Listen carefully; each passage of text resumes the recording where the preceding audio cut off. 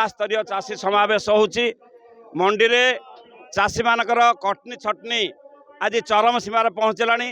चाषी माने ताकर हक पाउ नाहंती, ताकर न्याय्य मूल्य पाउ नाहंती एवं जो अव्यवस्था सृष्टि होइछि एवं ता सहित आईन श्रृंखलार घोर अवनति दिन द्विपहर नारी निर्यातना महामहिम राज्यपाल उद्देश्य आम आज दबू एवं आज हजार हजार संख्यार जो चाषी भाई माने समस्त अंचल छुटी आसछंती मुझे हार्दिक अभिनंदन जनाऊँगी एवं ये विप्लव ये विद्रोह ये आंदोलन पल्ली रु दिल्ली पर्यंत चलिबो। गोटे अपारग सरकार क्षमता को आसिला बेले आपण जातु चा दुकान पान दुकान गाँ गहली रे कौन आलोचना होउची ये पारिबेनी।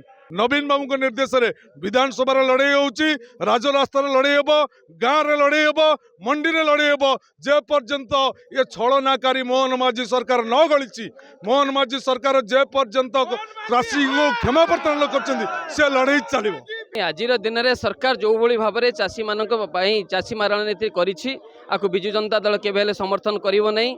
तेणु आपण मैंने देखिले आज जगतसिंहपुर जिला सारा ओडिशा रे आपण देखिबे चाषी भाई माने आज राजरास्ता बसचंती एवं ये जो प्रोसेस एबे चली सरकार चलैछि ये हूँ चाषी मारणा नीति चली। तेणु एथिपाई कटनी छटनी प्राय पाखापाखि 10 किलो भी चली। तेणु ये सरकार जो भाई भाव में अपारग सरकार जो भाई भाव में ये चाषी भाई मानक अन्याय करुच्ची से बिजु जनता दल चुप रही नहीं। आपण मैंने देखिथे पाखापाखि 5-6 दिन हम विधानसभा चली पारु नहीं। नवीन बाबू आह्वान क्रमे आज बिजु जनता दल सारा ओडिशा रे प्रत्येक जिल्ला रे चाषी भाई मानक हक पाई आज लड़ाई करुच्ची।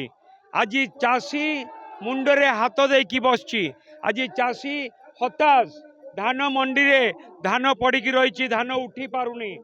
आज आम चाषी भाई मानक पाई सारा ओडिशा रे प्रत्येक जिल्ला रे राजरास्ता को बिजु जनता दल आसीची चाषी भाई मानक हक पाई।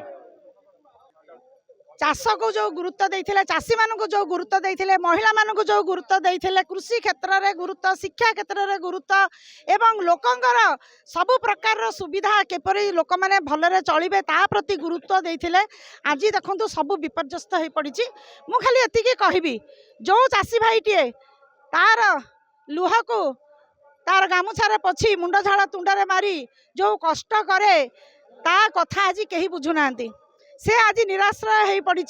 जो चाषी मारणा नीति विरुद्ध आमर आंदोलन